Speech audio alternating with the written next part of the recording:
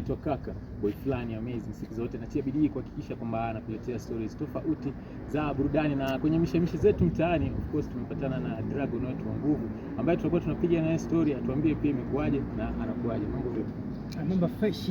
Dragon moto testing. Wow. Kwema kabisa. Nikwambie umetusamona hapo kusema kwamba kuna issue ambayo unataka kuachia. Yeah, kuna issue na hii issue pia ni issue muhimu sana kuhusiana pia na vijana. So mimi nimeamua sasa nisaidie vijana kwa uwezo wangu.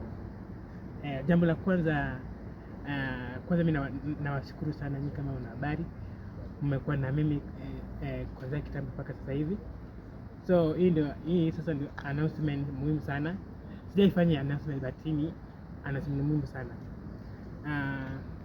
Kama mnanijua mimi kuanzia kitambo nilikuwa nimeanza kupingana mambo ya mihadarati sana, unaona, na pia nilikuwa na washikadau na hao washikadau wakani let down.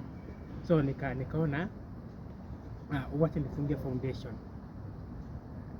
Foundation yangu inaitwa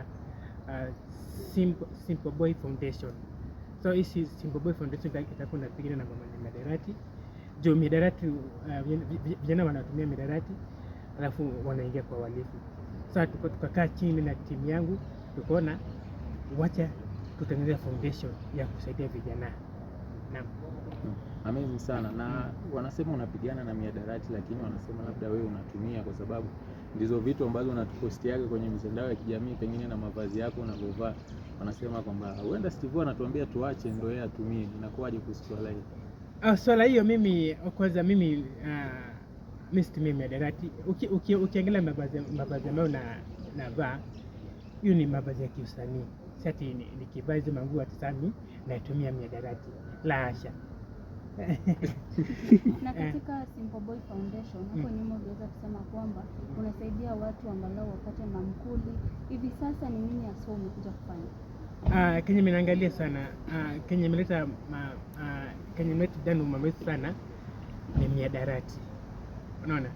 So unapata ukosefu wa vijana kuingia mihadarati ni ukosefu wa kazi. Wengine pia wametekelezwa na wazazi, unaona. So nikaamua wacha niingilie kati, nione kwa uwezo wangu, nione nitasaidia vijana kivipi pamoja na timu yangu. Naam. Sasa hapo nyuma umeweza kusaidia wangapi na hivi sasa unakusudia kusaidia watu wangapi? Hapo nyuma nimesaidia vijana kadhaa. Sahii na tunataka tuvuke mpaka si Kibera peke yake, dunia mzima tunaenda kupigana mambo ya mihadarati. Umesema before ulikuwa na of course washikadau ambao of course walikulet down. Pengine washikadau hao ilikuwaje, ama mlikosania watu pengine ndio kufanya kazi nao? Ni ahadi za uongo. Wanaahidi kwamba Steve tutakuwa pamoja, mwishowe tunasubiri, lakini hakuna hata ripoti yoyote yenye wanakuja nayo. So mimi nikaamua sasa wacha nifanye kazi kidogo kwa mimi na timu yangu. Sasa kwenye hii foundation pengine uko na timu, ni timu ya watu ambao wamesimama nyuma yako ama inakuwaje? Ama ni yako peke yako? Timu ni kubwa, ni pengine wanaweza zungumza na sisi. Aina na nani? Machabu. Ule msanii wako by the way, ndio? Naam. Wewe ndio ulimsign. Naam. Inakuwaje Machabu? Niko fiti. Kwa majina naitwa Machabu. Mimi ni msanii wake Steve Simple Boy. And again tuko katika hii harakati ya Simple Boy Foundation. Ianze kama inaingia kote Kenya nzima, pia na nje ya nchi. That's why unaona muda mwingi tunaenda nje ya nchi, kwa sababu tunataka kushirikiana na watu wengine wa nje pia. Tusikuwe tu tunafanya Kenya peke yake. Kama naweza ipea historia kidogo, hii Simple Boy Foundation ilianza 2020. Hiyo 2020 ndio tulianza polepole kustructure polepole. So last year ndio sasa tumeitilia mkazo.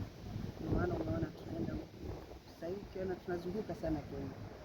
So unapata that si ati tuko na hizo pesa mingi za kuzunguka, lakini tunazunguka kuleta maoni ya watu, kujua vijana nini wanapitia, shida gani inafanya vijana watumie mihadarati, kwa sababu chanzo cha uhalifu ni mihadarati, na mihadarati chanzo chake ni kukosa